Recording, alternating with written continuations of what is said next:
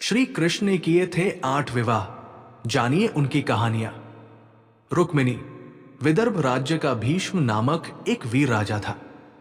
उसकी पुत्री का नाम रुक्मिणी था। वो साक्षात लक्ष्मी जी का ही अंश थी। वो अत्यधिक सुंदर और सभी गुणों वाली थी। नारद जी द्वारा श्री कृष्ण के गुणों सा वर्णन सुनने पर रुक्मिणी श्री कृष्ण से ही विवाह करना चाहती थी। रुक्मिणी के रूप और गुणों की चर्चा सुनकर भगवान कृष्ण ने भी रुक्मिणी के साथ विवाह करने का निश्चय कर लिया था। रुक्मिणी का एक भाई था जिसका नाम रुक्मी था। उसने रुक्मिणी का विवाह शिशुपाल से साथ तय कर दिया था। जब यह बात श्री कृष्ण को पता चली तो वे विवाह से एक दिन पहले बलपूर्वक रुक्मिणी का हरण कर द्वारका ले गए।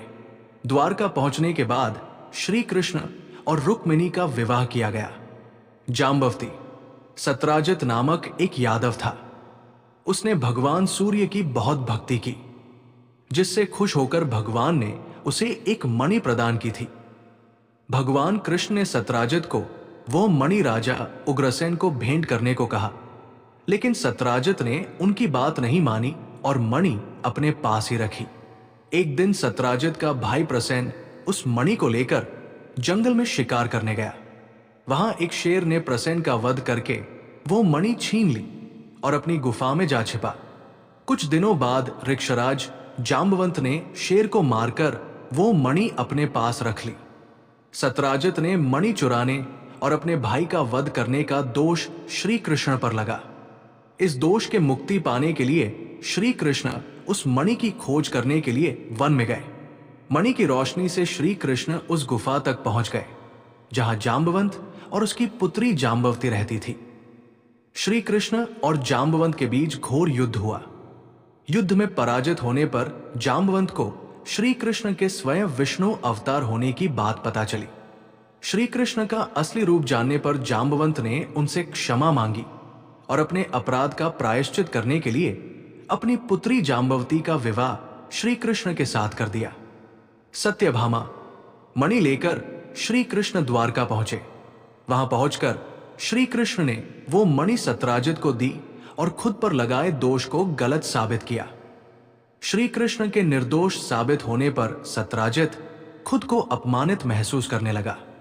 वो श्री कृष्ण के तेज को जानता था, इसलिए वो बहुत भयभीत हो गया। उसकी मूर्खता की वजह से कहीं श्री कृष्ण की उससे कोई दुश्मनी न हो जाए। इस डर से सत्राजित ने अपनी पुत्री सत्यभामा का विवाह श्री कृष्ण के साथ कर दिया। सत्या नग्नजिति कौशल राज्य के राजा नग्नजित की एक पुत्री थी जिसका नाम नग्नजिति थी। वो बहुत सुंदर और सभी गुणों वाली थी। अपनी पुत्री के लिए योग्य वर पाने के लिए नग्नजित ने शर्त रखी। शर्त यह थी कि जो भी क्षत्रिय वीर 7 बैलों पर जीत प्राप्त कर लेगा उसी के साथ नग्नजिति का विवाह किया जाएगा।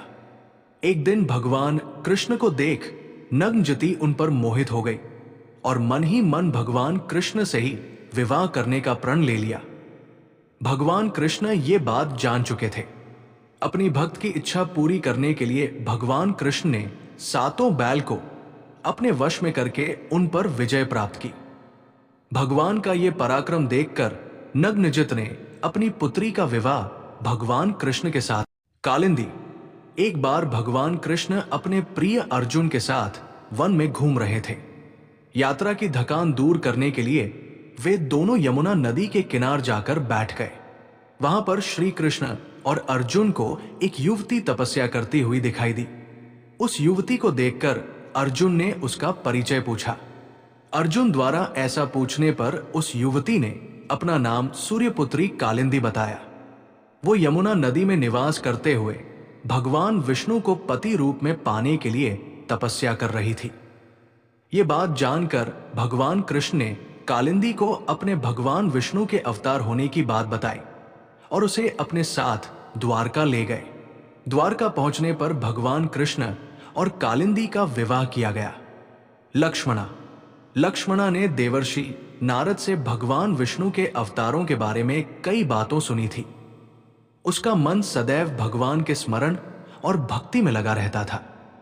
लक्ष्मणा भगवान विष्णु को ही अपने पति रूप में प्राप्त करना चाहती थी। उसके पिता ये बात जानते थे।